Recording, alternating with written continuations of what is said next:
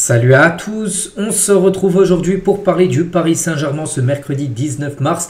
Et on commence tout d'abord bien sûr avec la trêve internationale tout au long de la semaine. De toute façon ça sera ça, n'oubliez pas tous les joueurs convoqués. Et nous on va parler d'un joueur vraiment qui vit un conte de fées. Il s'agit bien sûr de Désiré Doué. Et hier c'était son premier bizutage parce que quand un nouveau joueur de l'équipe de France intègre on va dire le groupe pro, il doit chanter une petite chanson. Donc en gros il a chanté du Tiakola hier tout simplement.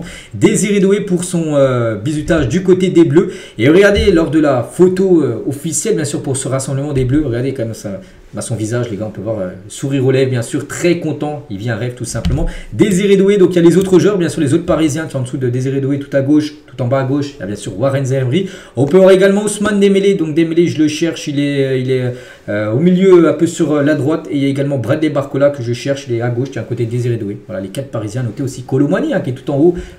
N'oubliez pas qu'il appartient toujours. Également à Paris, il est prêté à la Juventus Turin. Et pour revenir tiens, sur Désiré Doué, il aura le numéro 24 pour ce rassemblement en espérant que lors des deux prochains matchs de l'équipe de France contre la Croatie, il aura du temps de jeu dès demain. Ce serait bien de voir Désiré Doué jouer à ses premières minutes en bleu. Et Doué tient quelques déclarations de sa part parce qu'il est en conférence de presse, sa première en tant que joueur international français, et je me confie quelque chose, je suis en train de vivre mon rêve aujourd'hui, de jouer au plus haut niveau, de valider de belles étapes dans ma carrière, mais je garde une discipline, bien sûr c'est très important bien évidemment.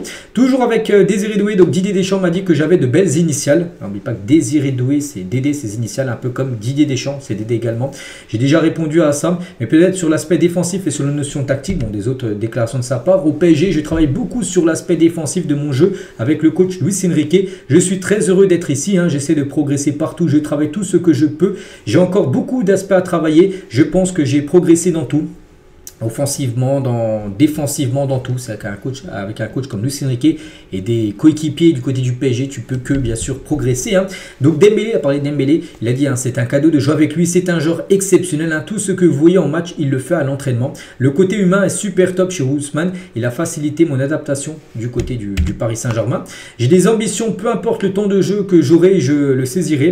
J'espère pouvoir tirer des conseils. Donc Mbappé a sa personnalité, j'ai la mienne. Mais la comparaison avec lui, comme celle avec Neymar, pour le jeu c'est flatteur. Il y en a qui comparent un peu Désiré Doué dans sa façon de jouer avec Neymar, il dit que c'est un peu flatteur bien sûr. Voilà, Neymar il a fait sa carrière, après Désiré Doué il est en tout début de carrière, on verra bien sûr si on pourra le comparer à Neymar à ses débuts dans quelques années.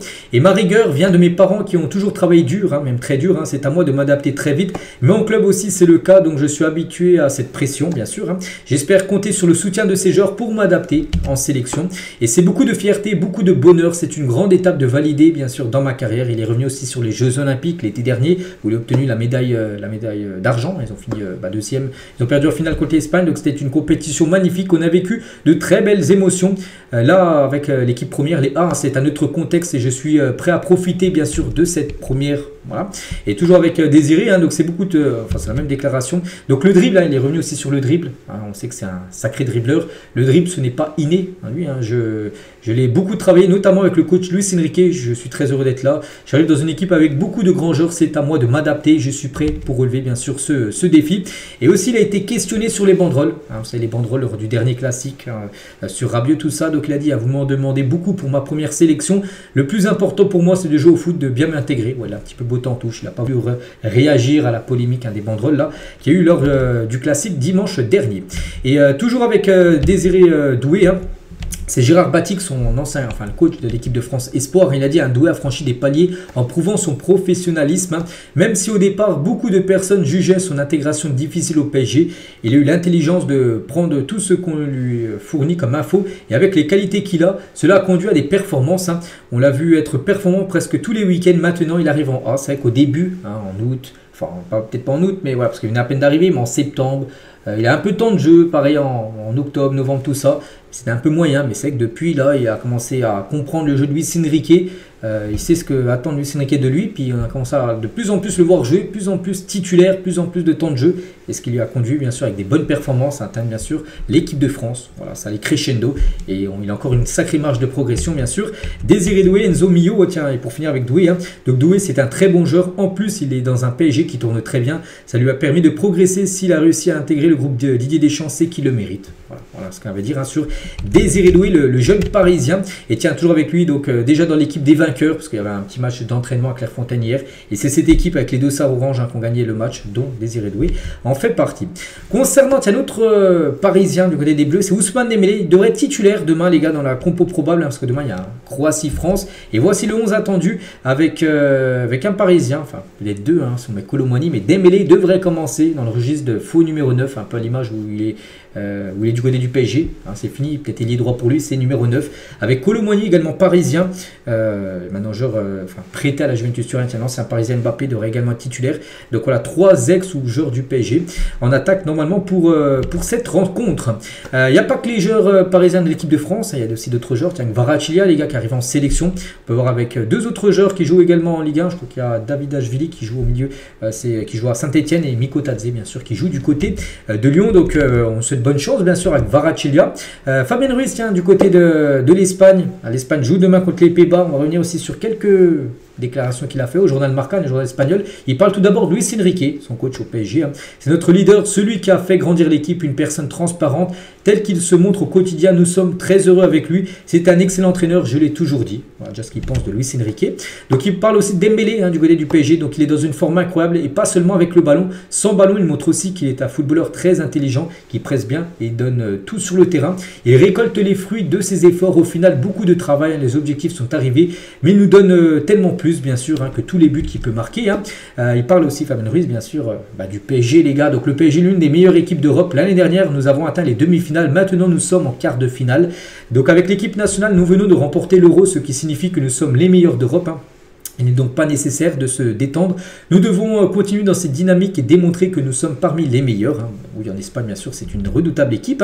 Donc, toujours avec les déclarations qu'il a pu faire. Donc, ce qu'il dit au PSG, nous sommes une équipe et tous les attaquants nous apportent beaucoup, tant offensivement que défensivement. Avant, ce n'était pas le cas. On sait que les attaquants, défensivement, défendaient pas. Et c'est un problème. L'équipe était coupée en deux. Et maintenant, on sait que même les attaquants, que ça soit, par exemple, je sais pas, les 3 attaquants de titulaires, normalement, on sait que c'est Kvaratskhelia, Barcola et Dembélé. Pour les grands matchs, souvent eux qui commencent titulaires. Et les 3 font énormément les efforts défensifs. Et bien évidemment, ça change tout du côté de Paris. C'est ce que Luis Enrique nous demande d'attaquer en défendant en bloc. C'est impensable, car celui qui ne le fait pas ne joue pas. Maintenant, avec Luis Enrique, c'est ça. Avant, les gars, il y a des joueurs, ils défendaient pas, ils couraient, ils marchaient même sur le terrain, mais ils sortaient pas parce que c'était des grands noms. Vous savez les joueurs que je parle. Mais maintenant, on peut, là, peut-être ça aurait été Luis Enrique qui aurait coaché peut-être ces joueurs-là à l'époque. Et peut-être il y aurait beaucoup de joueurs, des joueurs comme Messi ou Neymar ou Mbappé, peu importe, peut-être ils auraient été souvent sur le banc, parce que si tu donnes pas à fond, tu vas sur le banc. Nous avons un effectif important, donc l'équipe n'en souffre pas.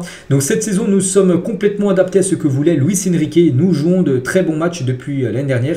C'est vrai que c'est un changement radical, mais nous sommes en bonne voie, en bonne forme, en bonne voie, avec de bonnes dispositions, vivant dans toutes les compétitions. Notre objectif, bien sûr, c'est de continuer comme ça pour une année, bien sûr, de succès. C'est de gagner le maximum, bien sûr, de trophées. Il est revenu aussi sur le match de Liverpool, Fabien Ruiz, où il a commencé titulaire lors des 2 rencontres.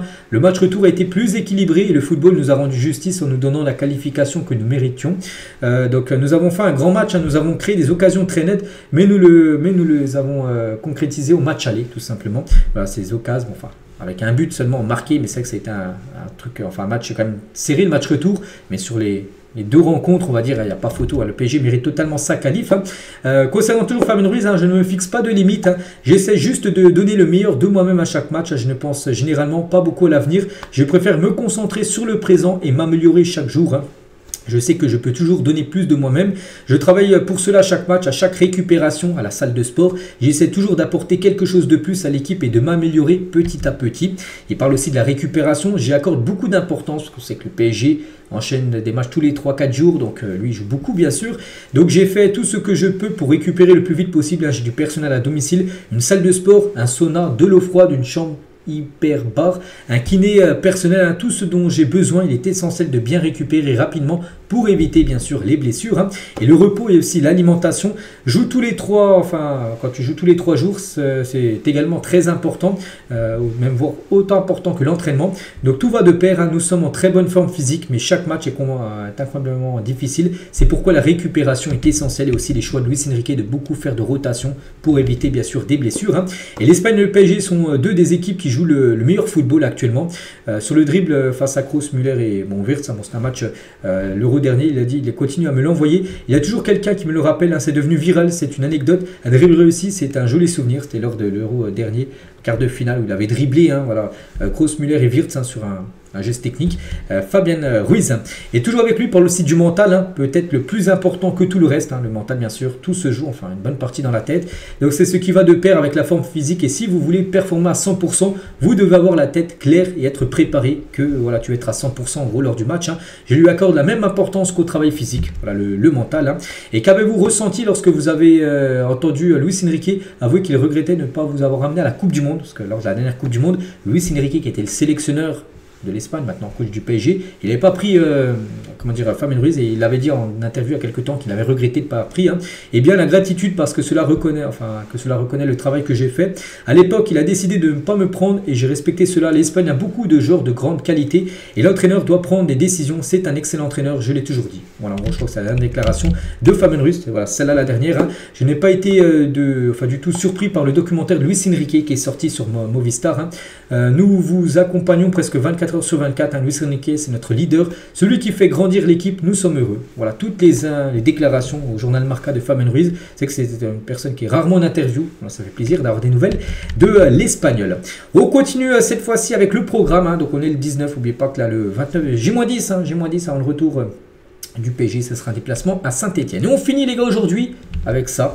La ville d'Aulnay-sous-Bois a sorti un prototype, une maquette, un modèle en gros, d'un stade, hein, qui pourrait accueillir le PSG si le club venait à quitter le Parc des Princes.